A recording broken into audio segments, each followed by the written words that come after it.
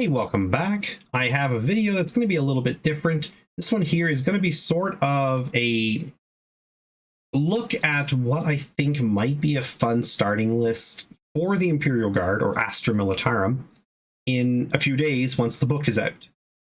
In a few days, the Cadia Stands box will become available to everybody who pre-ordered it, and I'm sure many will be in store. And I thought, you know what? I have a huge amount of Guard. I ordered 2 of those boxes because I wanted the new minis and the new book. Yeah, I know I've said many times I don't play 9th edition. I really don't intend to start. But I'm going to be basically ready for 10th edition, and even though I try to convince myself I shouldn't, I've been playing Guard for like 22 or 23 years. I had to see the new book. I had to see the new models, and I figured if I'm going to be going that far, I may as well play a couple of games on Tabletop Simulator. I will have no idea what I'm doing, just because 9th edition is not my favorite, but we'll see if maybe 10th edition comes to fix it up. But at least I can get a game or 2 in with 9th edition Guard just to say I did. And this is the list I came up with, and I think this is a fairly reasonable list to assume that anyone who's been playing Guard should be able to put together something like this at the 2,000 point level. So what I've got here is a brigade, is what it's called, the big detachment, where you have 12 troop slots. And I went with the Born Soldiers trend, although I do think that the elite sharpshooters and either heirloom weapons or brutal strength or swift as the wind, any of those 3 might actually be worth taking for various reasons, depending on, sort of how everything fleshes out and balances. But Born Soldiers is just so good that I don't think there's any reason not to take it right now.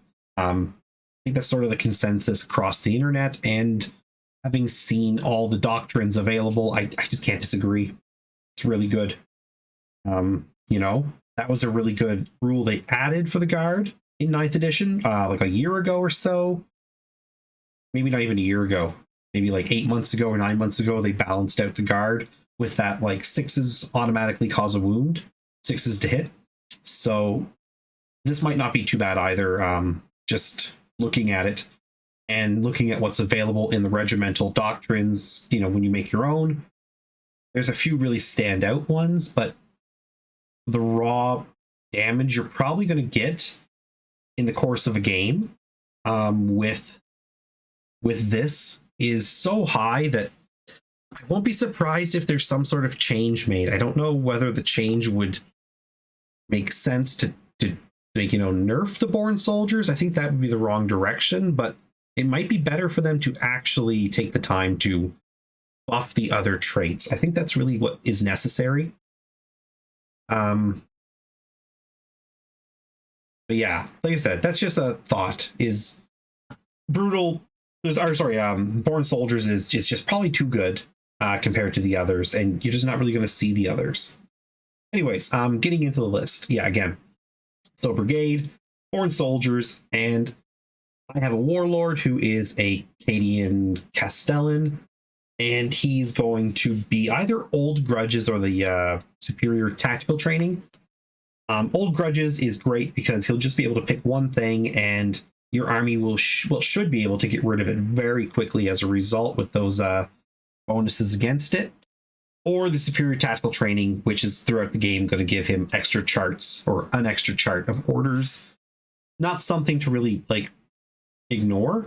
The other one that'd be good would just be the Grand Strategist or something, where you can get a CP back on a 5.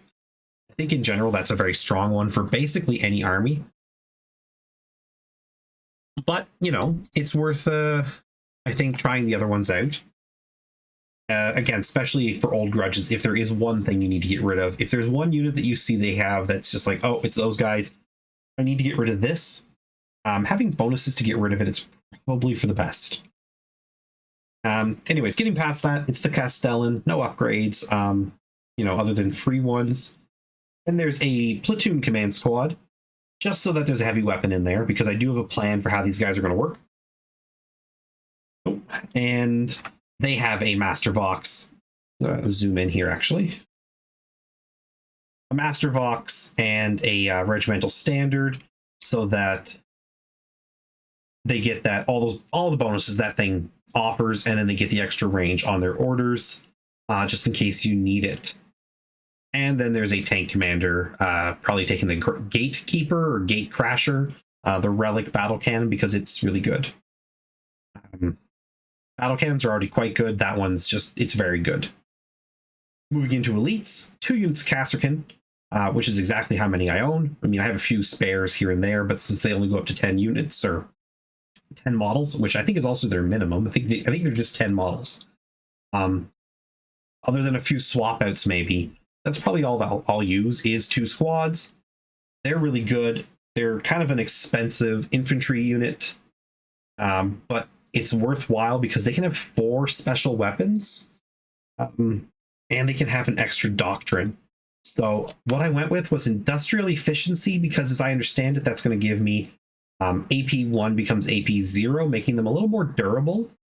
And then the guerrilla fighters, which means that enemies don't get to have cover save when being shot at by them. And that's probably going to be helpful. A lot of stuff has cover saves in this game. And then there's a commissar, just to have those prefectus orders. Troop choices.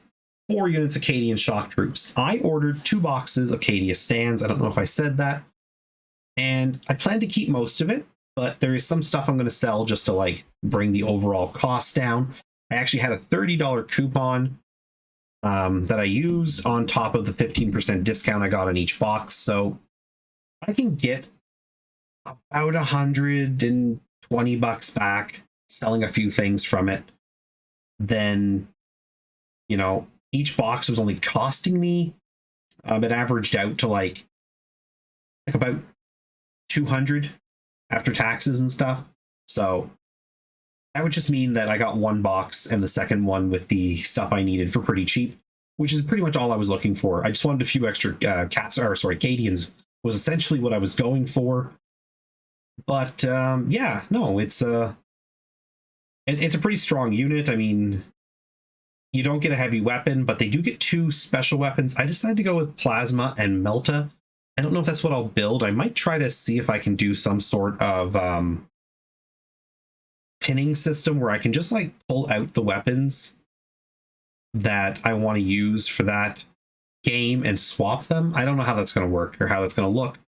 I'll see how it kind of goes once I have the box set in hand and I can look at the sprues. But yeah, these guys here, they're going to run up. They're going to have the Castellan and the Commissar nearby giving them orders. And the Casterkin are going to be with them too. So in total, there's 60 guys, 62 guys running up. I think that's pretty strong in terms of the mobile portion of my army. They're moving up. They're taking objectives where necessary. Hopefully not getting overwhelmed. I guess it's going to depend on who I'm facing off against. Often I face off against an orc, so I might not want to run towards him. The grand strategy of this list may change in that case, but there are objectives that you got to seize. So having a unit that doesn't have a heavy weapon is nice. You don't feel bad about moving them up. And then next, I just have 4 infantry squads. They're the same price as shock troops, but they get a heavy weapon instead of a second special weapon. So that's really nice too. They're the same points cost. Everything's basically free in these units. And I figured, why not? Get 4 of these guys, have them in the back forming a, basically a fortress of firepower in the rear. My castle. They're going to sit in the back and they're going to fire off and try to bring wounds off of the bigger stuff, and they're going to hold my rear objectives. And I did go with 2 missile launchers and 2 las cannons, only because Cadians, the ones I have, that's what I own. I don't own 4 old pewter las cannons. Maybe at some point I will grab another las cannon or 2, but for now, this is actually just something I can field, and that's why I chose everything in here. It's stuff that I can field. Moving over to fast attack, it's just 3 scout sentinels for attacks. I'm not sure what heavy weapons I'll take. I don't know if las cannons or auto cannons are worth it. Las cannons are nice. Having more of those is always good. But, you know, I guess it all depends because I want to keep these guys cheap. And heavy support, squadron of 2 tanks, 2 battle tanks with battle cannons, a manticore, and then a second squadron with my 1 plasma executioner and a vanquisher. So 2 models that I own. Again, just that's what I'm building this around, is models I own. This isn't like peak performance, but that's okay. I don't collect for peak performance. I collect models I enjoy.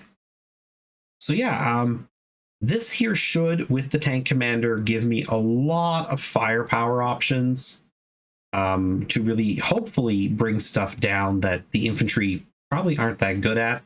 Same with this manticore. The manticore I'm always concerned about because it only gets 4 shots in a game. But I guess if I use it properly, the 4 shots probably are going to be worth it. It's just something that, for the points I had available, I went with one of these. We'll see. I don't know. They're very good. On paper, they're very good. I just don't know if 4 shots is worth it, although I guess in most games it probably won't even survive to shoot all 4. Things die quite easy. Even if I hide this, I'm sure somebody will find a way to come kill it. Yeah.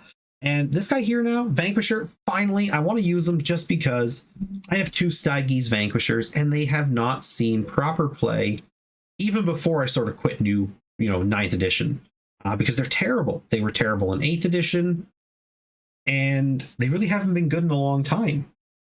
They just were not reliable for doing damage. Now they're beasts. They remove they remove invulnerable saves. They have mortal wounds on top of their regular wounds, which are quite a high number. I think the max wounds it can do is like 12, which is brutal.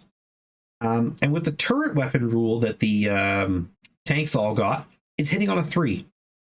So there's ways to boost that. There's a lot of synergies in this army. So it's really it's going to be down to also learning all that. I mean, this is just sort of my idea of what a beginner's army should look like, just because it also fits into what I own or will own in the near future. So that's part of it. I do have some other ideas. I have an idea for a list where I use my 30 Rough Riders, because I do have like 30 Rough Riders, or very close to it. So that would be super expensive, like 600 points. I don't know if it's a feasible thing, but it's something I'm going to look into, because the idea of 30 Rough Riders, that's pretty exciting. I can do it quite cheap if I'm doing just a small number of infantry. But we'd have to see. Again, 600 points for 30 dudes in the guard army is pretty wild, which is why I did not start with that idea. I just think that that's insane, and it's going to backfire if I try that first, even though I really want to. I kind of have a crazy idea. I'm just going to like go over, like, the idea is like 30 Rough Riders and 6 Ogrins for like a fairly heavy hitting section of the army, with just lots of infantry providing firepower and numbers. I just don't know if it's like viable. I guess it all depends what I'm attacking. How many shots are they going to get? Are they just going to remove all my Rough Riders like turn 1 sort of thing, which is always the fear in these newer versions of 40k. Anyways, that is my take on a 2,000 point list. You can definitely make it way more efficient, way more, meta chasing, whatever you want to call it. But I think for most people who've been playing Guard for a long time, who plan to buy just a little bit of stuff at the start when the new edition drops, or the new book drops, sorry. I think for the most part, this is something we could feasibly field, most of us, or would be able to with very little tweaking or very little purchases. I think this is just something that is a good start. There's a lot of infantry. There's a good number of vehicles. What is this? Like 4, 5, 6, like 8? Yeah, 8 vehicles with the Sentinels. So that's quite a number of wounds right there to remove. Just the 5 Lehman Russ are, I think, 65 wounds now. And this thing's another, like, I don't know, 10 or 11 or something. I'm not quite sure. And then there's like 506 models, something like that, in all the infantry. I think this gives you a pretty good number of things to play with, but still not a lot. Like, Cadian shock troops are different from infantry squads, but they're also very similar.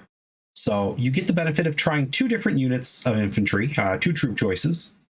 Then you get Casterkin as well, which are an elite, but again, feel sort of like a troop choice. So this is 3 units that are very slight variations on what the others do is in terms of stats. And then even the command squads, the Commissar, the Castellan, they still remain in the realm of Cadian, you know, Imperial Guard infantry stats. They're going to have maybe a better save, a few more wounds, things like that. But they don't actually play too different. You're still going to sort of use them the same way you use the others, I'd imagine. So that's a nice introduction, I think, to a new army. Is something that feels like variety, but also isn't going to be too confusing. And then with all the tanks, it's the same thing. I'm actually not sure this is legal. This is the one thing, maybe somebody can point this out. I have 3 Scout Sentinels. Part of me feels like I can only have 2. One of these might have to be an Armored Sentinel. That's just down to me not knowing the, like, competitive rules, match play. Although ideally I won't be using those, because then I could actually, you know, have 12 CP. I just don't know if that's a thing anymore. I don't really know how CP has changed. I know it's down to 6. But I don't know if that's a specific setup. So I don't know if maybe if I play like just a standard game, I still get 12 CP, and I can still use 3, I think, that are the same. But at the same time, maybe if I just swap out their weapons, maybe then they're different. I don't know. I'll look into that part. I'm not 100% sure on the Sentinels. But yeah, you get some Sentinels, you get a Manticore, and you get more tanks, but there are 4 different turrets. Even though they're all sort of the same, they are 4 different turrets. Probably all of them with las cannons, because that's sort of what you have usually. But I do have options for other hull and sponson weapons. we'll see. You know, anyways, this is just kind of like it's a list. Feel free to tear it apart. I'm still going to try to play it just as it is, barring any changes to things like this Sentinel I might need to do. But yeah, if you can see anything that's like super wrong, especially if it's actually just like wrong, like I can't do something, just let me know. But as far as I can tell, this is about 1950 points. Giving me 50 points for like sponsons and tank aces and any other little upgrades I might want, which I think is probably pretty good, considering the amount of firepower I already have in here, and considering, you know, I don't want to tweak it too much more. There's not really anywhere I can cut.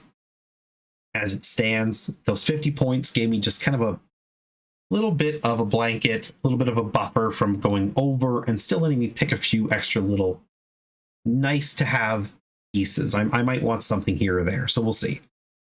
Anyways, thoughts, opinions on this army? What do you think about the new guard?